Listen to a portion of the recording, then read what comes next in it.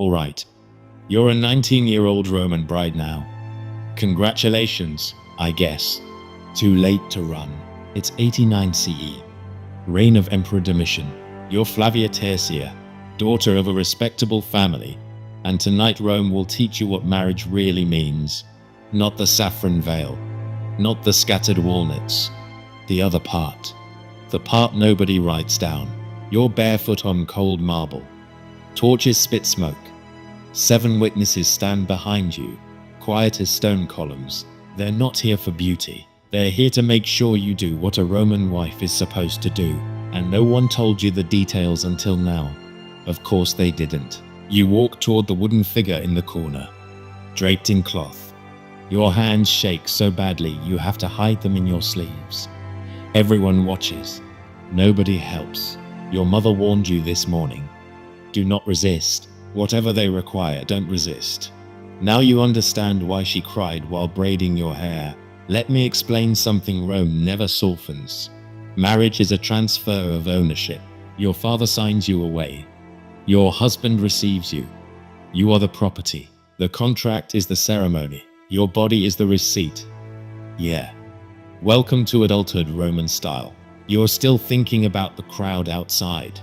The men shouting obscene songs, because Rome believes laughter keeps away evil spirits. Sure, maybe it does.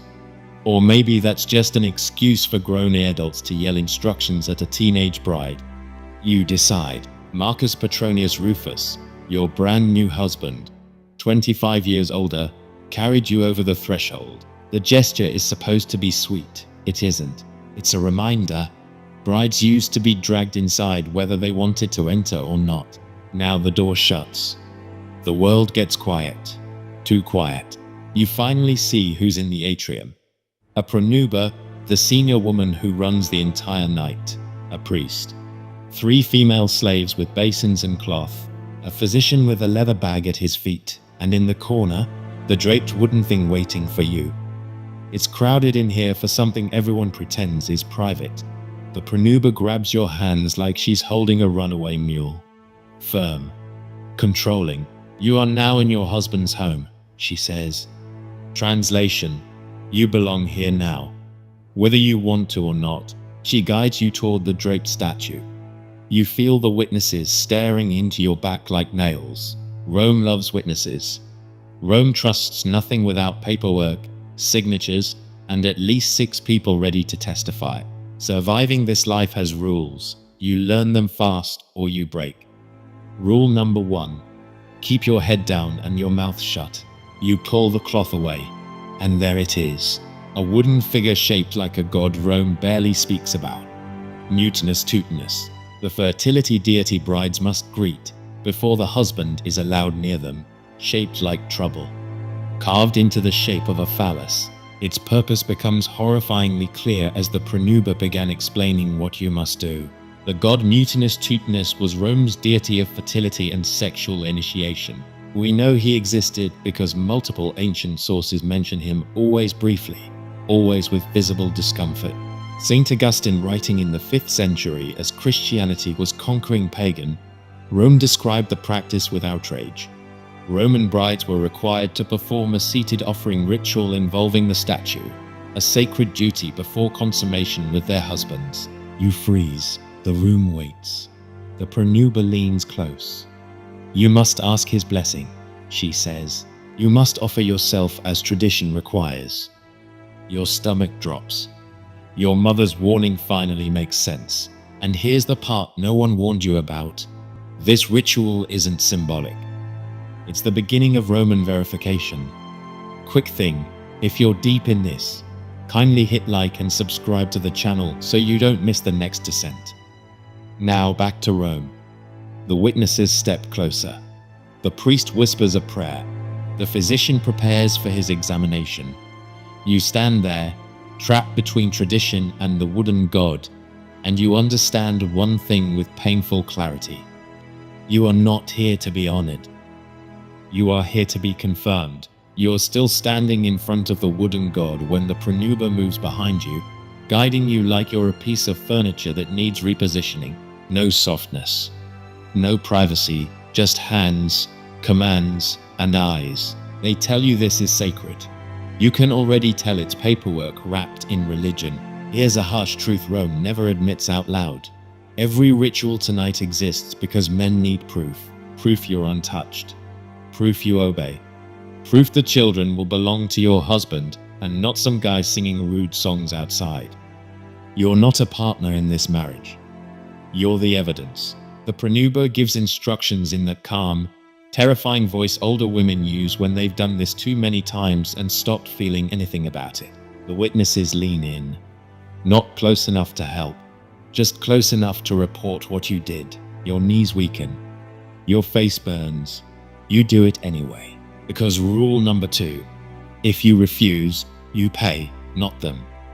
And Rome never pays. When it's over, the slaves hurry in. One holds a bronze basin. Another pours scented water over your arms like you're being reset. You're shivering, but they don't look at your face. They've done this for other brides. They'll do it again tomorrow. The priest mutters a prayer no one listens to. Even he sounds bored. Let me explain something they don't tell you in school. Roman religion isn't tender. It's not about comfort. It's a checklist. Sacrifice, smoke, gesture, done. Your body has just been added to the list. The physician steps forward next. He's older, hair tied, tools in that leather bag he guards like treasure. He doesn't greet you. He doesn't need to. You're not a patient. You're a legal case. He performed your first examination before the ceremony, the one confirming you were a virgin. That record is already sealed.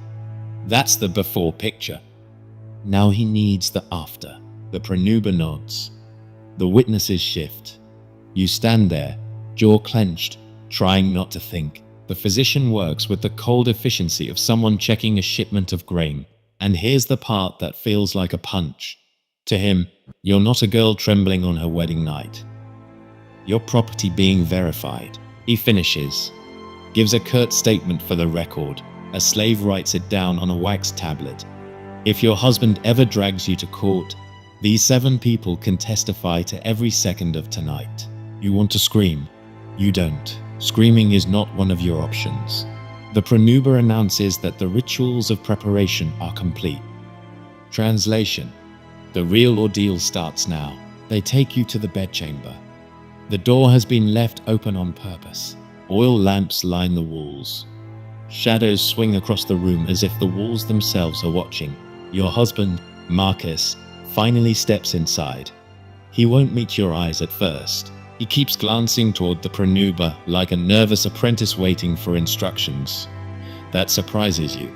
You expected confidence, authority, something decisive. Instead, he looks like someone about to take an exam he didn't study for. You sit on the edge of the bed. You try to hold the sheets still with your hands, but they tremble anyway. The prenuber speaks the formal words, the ones she said for decades. The gods have blessed the union. Let the marriage be consummated according to the laws of Rome. The words fall like chains. The room gets smaller. Your heart climbs into your throat. And then the worst thought hits you, sharp and late. Everything so far has only been preparation. The real verification hasn't even begun. All right. The door stays open. The lamps stay bright. And you're sitting on that bed trying to breathe like a normal person, while every rule of Rome presses down on your ribs. Marcus finally looks at you. Not with desire. Not with tenderness. More like he's checking if the grain shipment arrived undamaged. Welcome to Roman marriage. Romance optional. Verification mandatory. He sits beside you. The bed ropes creak. The prenuber clears her throat, which is her way of saying get on with it. The witnesses shift their weight in the hall. They're close enough to hear everything. That's the point. Here's something they don't put in museum plaques. Roman consummation wasn't a private moment. It was a legal step. Like stamping a document. Except the document is you. Marcus tries to touch you gently at first. Maybe he's trying to be kind. Maybe he's terrified. Hard to tell. His hand hovers, then lands on your shoulder like he's afraid you'll break. Spoiler, you don't. But something inside you folds, quietly. He keeps glancing at the doorway, at the Pranuba, at the physician's shadow behind her, as if any of them can tell him how to do this correctly. And here's the part nobody warned you about. You're both trapped. He has to perform. You have to comply. They have to witness. Everyone has a job. No one can leave. You lie back because there's nowhere else to go. The sheet under you is rough. Your hands won't stop shaking. Marcus whispers something meant to comfort you, but you can't even hear it. Your heartbeat is louder. The Pranuba steps forward once, checking positioning. Yes, that's a real thing. Then steps back. She nods to Marcus like he's a student and she's waiting for him to pass the exam. And he does. Eventually. Awkwardly. Quietly. The pressure in the room never drops. The witnesses listen for the signs they came for. The legal signs. Not emotional ones. Not human ones. When it's over, Marcus pulls back fast, like he's ashamed of how the whole thing felt. Or didn't feel. Hard to tell. You try to sit up, but the slaves are already coming in. Towels. Water. Cloths. Movements practiced and fast. Because the night isn't done. Not even close. Here comes the part you're absolutely not going to like. The physician returns. And now he needs proof. The physician steps inside like he's returning to a workspace he left 10 minutes ago, which, in his mind, he has. He doesn't offer sympathy. He doesn't avert his gaze. He doesn't even pretend this is awkward. Why would he? To him, this entire night is just a sequence of checks. The Pranuba steps aside so he can reach the bed. The witnesses lean closer to the doorway. You pull the sheet over your legs out of instinct. But instinct means nothing here. He gestures for you to move it aside. You obey, because what else is left? He opens that leather bag again. The tools clink faintly. You feel the heat rise to your face.